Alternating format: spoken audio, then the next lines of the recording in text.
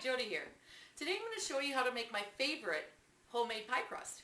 This is actually not very difficult to make. It's got just a little bit of a slightly different flavor than you typically would find. So it's actually it's a winner with my family and friends. And it's simple to make. You just need 2.5 cups of flour. You need 1 cup plus 2 tablespoons butter, chopped up into small pieces.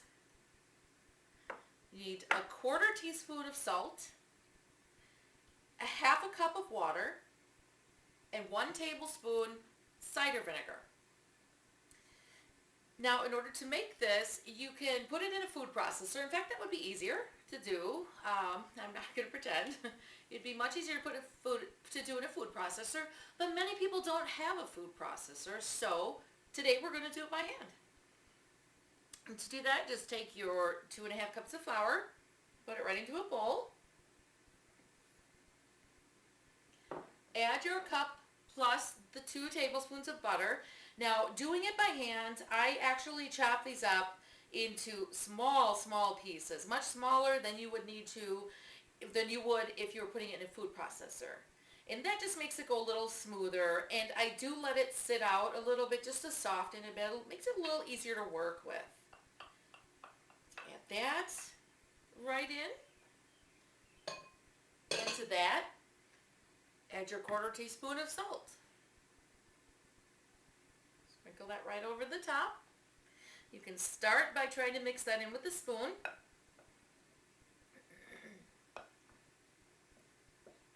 Now, if you find that mixing it with the spoon is a little difficult, you're not getting anywhere very quickly, feel free to jump in there with your hands and hand mix it. And you're going to get what looks like, ultimately, what looks like little peas, crumbles, and that's what you're looking for.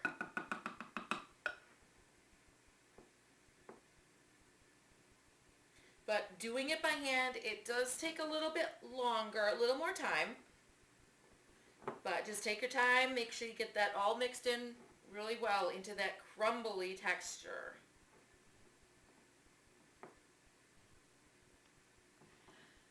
Okay, now as you can see, I've gotten it to kind of that gravelly kind of pea texture. That's what you're looking for. And then you want to add your 1/2 cup of water. Just kind of sprinkle that over the top. And your tablespoon of cider vinegar.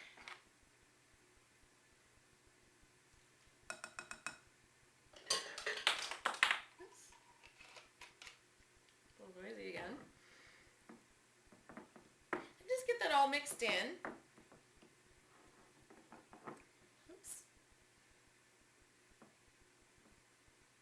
And again, it just takes a couple of minutes of working with it, and you get that in there.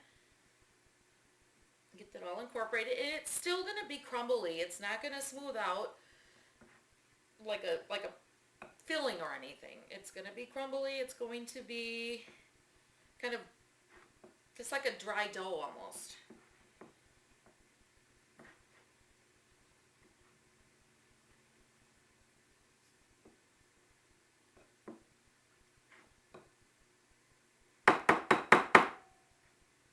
And this is what you're going to end up with. It's going to be kind of like, it's like a dough.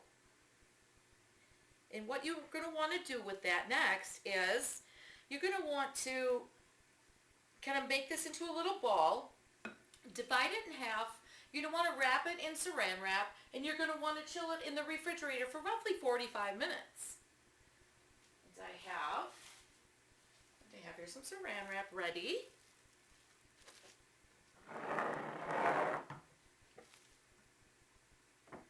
And this part does require getting in there with your hands. Can't ever seem to get a dough done without getting your hands into it, can we? Just going to kind of run that around a little bit more to make sure I pick up the rest of the pieces in the bowl.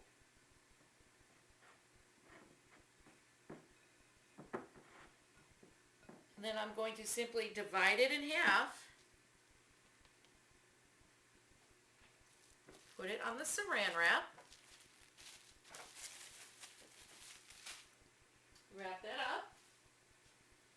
And again, do the same with the second half.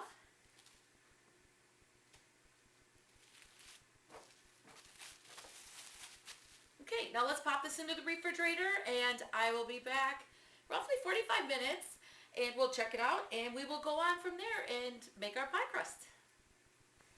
Okay, we're back and we've got your 2 batches of pie crust that have been chilling in the refrigerator for about 45 minutes. And what I've done was I've taken the first one out and rolled it just to save you a bit of time. You want to put it into your standard pie plate and you just want to press it around the edges and just kind of fit it to your pie plate so it's a little bit round around the edges. And you want to take whatever the pie filling is you're going to use. If it's a pumpkin, the sweet potato, that kind of thing, the thicker ones without the top crust, you just pour it in, put it in the oven. Always bake your pies according to the directions of the filling that you're using. In this case, we're going to use a cherry. It's a canned cherry pie filling. And once you've got your pie crust in the plate, you just add your filling.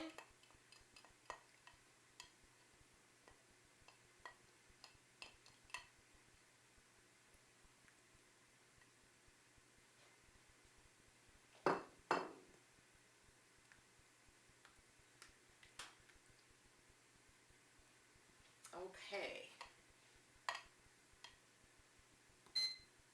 Now, as a rule of thumb, your pie crust for your pumpkins, like I said, your sweet potatoes, your one crust pies without the top, oftentimes you're going to find that you're going to have them roughly 425-ish for 10 to 15 minutes, and then you're going to typically reduce the temperature down to like around a 350-ish for another 40 minutes or so. And that's kind of a general rule of thumb for those pies. Typically for your fruit pies, they can vary quite a bit. I've cooked them at 325 all the way through. This particular cherry pie is going to cook at 425 for 30 minutes. So definitely follow the directions according to whichever filling you're using. But again, you want to, we'll do the top crust here. You want to take your little disc of pie dough and just roll it out slowly. It'll stick a little bit, that's okay. But you don't need to use flour.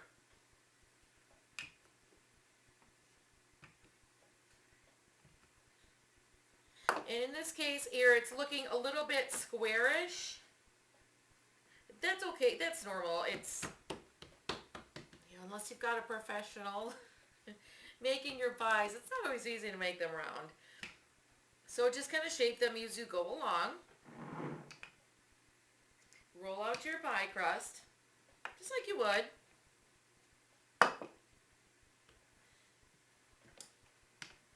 And then what you want to do is just simply pick it up and lay it over the top of the pie.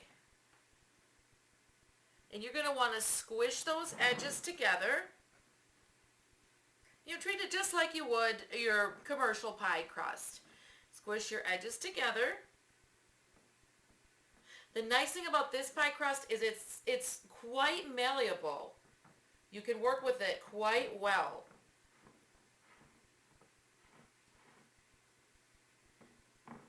Get your edges done. And you can get as fancy as you want. You can kind of flute them with your fingers. Whatever you like to do. Okay. Now, and as with any other top crusted pie, you want to vent it. So make your slits. In this case, I will make the 4. You can see just the 4 slits on the top. You can do 4. You can come across with 8. Do 6. But 4 should suffice. And this particular pie is going to go in at 425 degrees for 30 minutes. So what I'll do is I will get this put in, we'll get it baked, and come back and take a look at what the entire pie crust comes out as. Okay, we're back, and the pie is now out of the oven. And just to put it up here, you can see that it's got that nice golden brown kind of coloration to it. Now this pie crust is actually a very light, airy kind of a crust. So give this a try, make a pie or two of your favorites, and let me know what you think. Enjoy.